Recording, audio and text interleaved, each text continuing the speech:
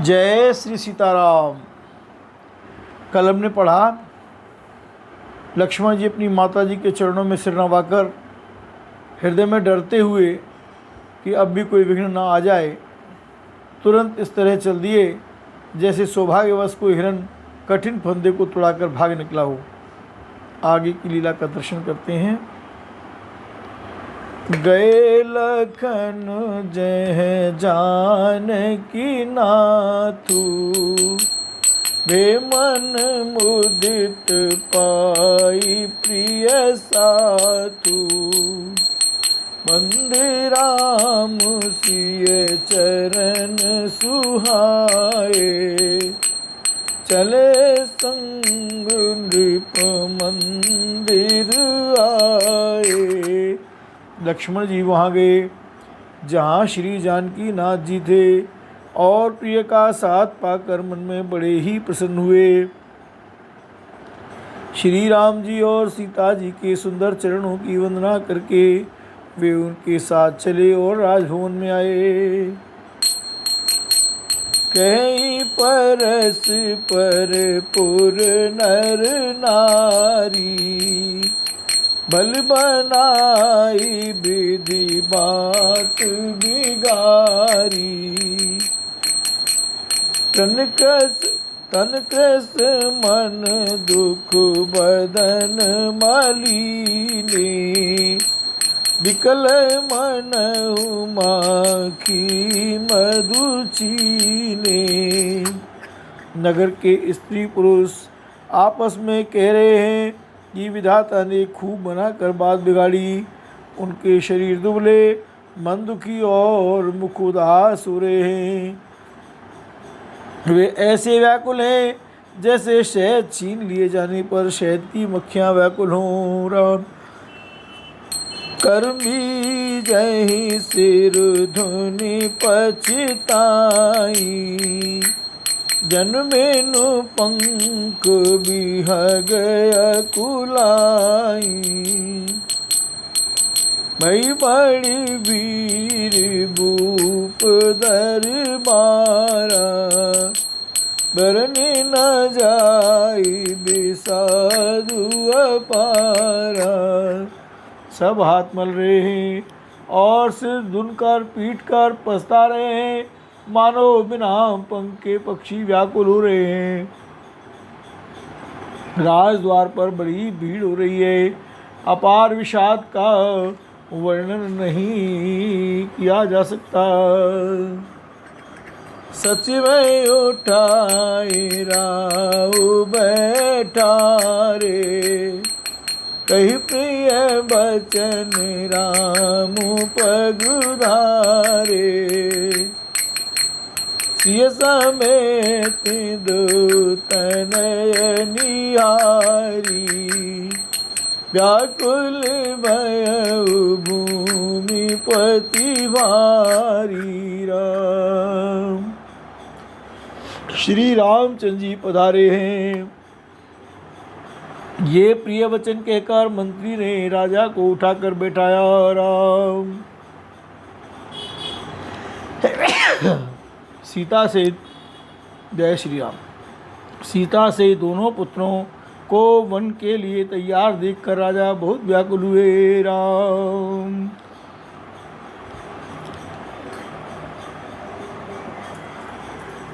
सीय सहित सुत सुभग दो, देख देख अकुलाई।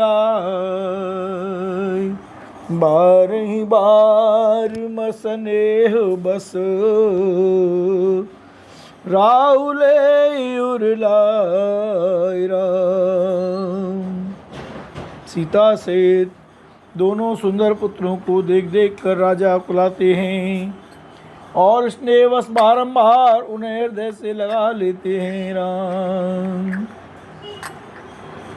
सकई न बोली विकल नर नाहु, शोक जनित उर दारुण दाऊ। नाई शीस पद अति अनुराग, उठ रघुबीर विधात तब मांग। राजा व्याकुल हैं, बोल नहीं सकते, हृदय में शोक से उत्पन्न हुआ भयानक संताप है। तब रघुकुल के वीर श्री रामचंद्र जी ने अत्यंत प्रेम से चरणों में सिर नवाकर उठकर विदा मांगी। राम, हे राम, पितु आशीष आयसु मोहि दीजे, हरस समय बिस्मौकत कीजे। तात किए प्रिय प्रेम प्रमादु, जसु जग जाई होई अपबादु। ये पिताजी, मुझे आशीर्वाद और आज्ञा दीजिए। हर्ष के समय आप शोक क्यों कर रहे हैं? हे तात, प्रिय के प्रेमवश प्रमाद कर्तव्य में त्रुटि करने से जगत में यश जाता रहेगा और निंदा होगी। सुनि स्नेह बस उठ नर नाहा, बैठा रे रघुपति गहि वहाँ। सुनहु तात तुम कहूँ मुनि कहीं, राम चराचर नायक वे। यह सुनकर स्नेहवश राजा ने उठकर श्री रघुनाथ जी की बाँह पकड़कर उन्हें बैठा लिया और कहा, ए तात सुनो, तुम्हारे लिए मुनि लोग कहते हैं कि श्री राम चराचर के स्वामी हैं। शुभ और अशुभ कर्म अनुहारी, ईसु देई पनु हृदय विचारी। करई जो कर्म पाव फल सोई, निगम नीति असि कै सब कोई। शुभ और अशुभ कर्मों के अनुसार ईश्वर हृदय में विचार कर फल देता है। जो कर्म करता है वही फल पाता है, ऐसी वेद की नीति है। यह सब कोई कहते हैं। राम, और करे अपराध को और पाव फल भोग, अति विचित्र भगवंत गति को जग जाने जोग। राम,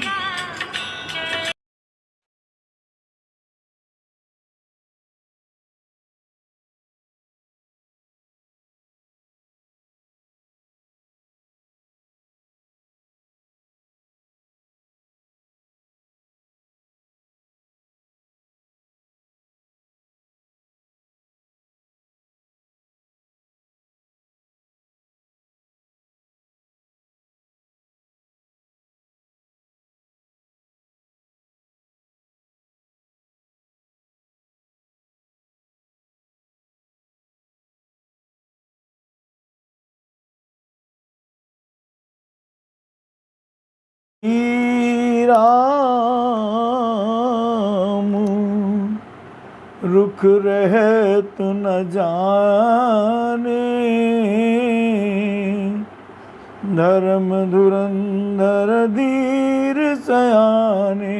राम, राजा ने इस प्रकार श्री रामचंद्र जी को रखने के लिए छल छोड़कर बहुत से उपाय किए, पर जब उन्होंने धर्म धुरंधर धीर और बुद्धिमान श्री राम जी का रुख देख लिया और वे रहते हुए न जान पड़े,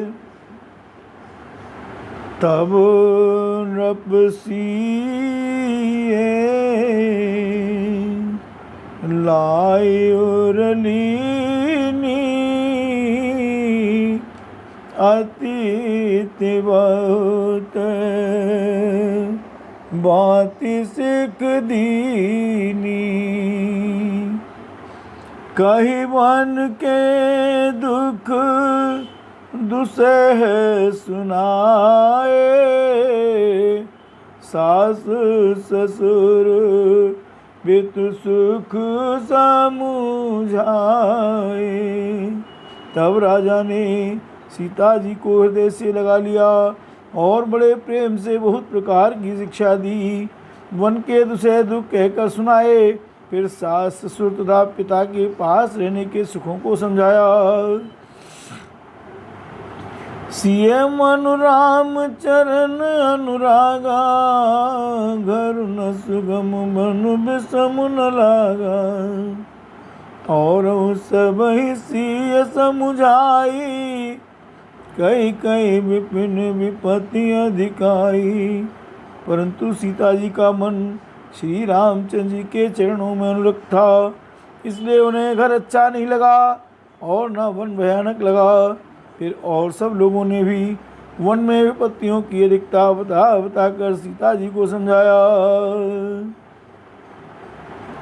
सचिव नारी गुरु नारी सयानी, सहित स्नेह कहीं मृदुबानी। तुम कहूँ तो न दीन बनवासु, करऊ जो कहीं ससुर गुरु सासु।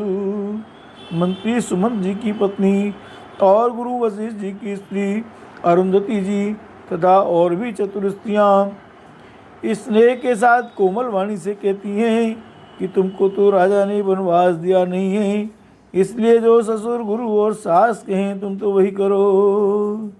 सिख शीतल हित मधुर मृदु, सुन सीत ही न सुहानी। शरद चंद चंदिन लगत, जनु चकई अकुलान। यह शीतल हितकारी मधुर और कोमल सीख सुनने पर सीता जी को अच्छी नहीं लगी। वे इस प्रकार व्याकुल हो गईं, मानो शरद ऋतु के चंद्रमा की चांदनी लगते ही चकई व्याकुल हो जाती हो। राम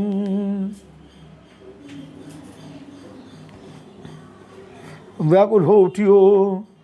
सिय कुछ बस उतर न देई, सोसनी तमके उठी के।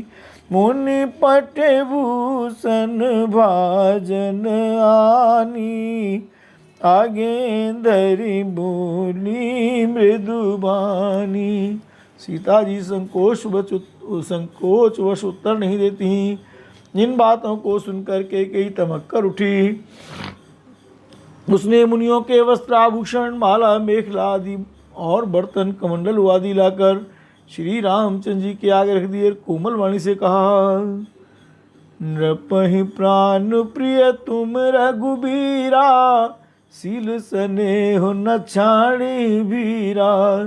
सुकृत सुजस पर लोक न साऊ, तुम जान बन कहीं न काऊ। हे रघुवीर, राजा को तुम प्राणों के समान प्रिय हो।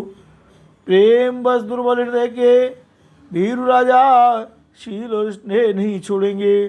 पुण्य सुंदर यश और परलोक चाहे नष्ट हो जाए, पर तुम्हें वन जाने को वे कभी न कहेंगे। अस विचार सोई करहु जो भावा, राम जनन सिख सुन सुख पावा। भूपहि बचन मान सम लागे, करिन प्राण पयानु अभागे। ऐसा विचार कर जो तुम्हें अच्छा लगे वही करो। माता की सीख सुनकर श्री रामचंद्र जी ने बड़ा सुख पाया, परंतु राजा को ये वचन बाण के समान लगे। वे सोचने लगे, अब भी अभागे प्राण क्यों नहीं निकलते। लोग विकल मूर्छित नर नाहु, काहो करिए कछु सूझ न काहू। राम तुरंत मुनि बेसु बनाई, चले जनक जननी सिरुनाई। राजा मूर्छित हो गए, लोग व्याकुल हैं, किसी को कुछ सूझ नहीं पड़ता कि क्या करें। श्री रामचंद्र जी तुरंत मुनि का वेश बनाकर और माता पिता को सिर नवाकर चल दिए। सज बन साज समाज सब बनता बंधु समेत। बंदी भी प्रगुर चरण प्रभु चले कर सब ही अचेत राम। वन का सब साज सामान सजकर वन के लिए आवश्यक वस्तुओं को साथ लेकर श्री रामचंद्र जी श्री सीता जी और भाई लक्ष्मण जी सहित ब्राह्मण और गुरु के चरणों की वंदना करके सबको चेत करके चले। बोलो तत्सर्व भगवान की जय।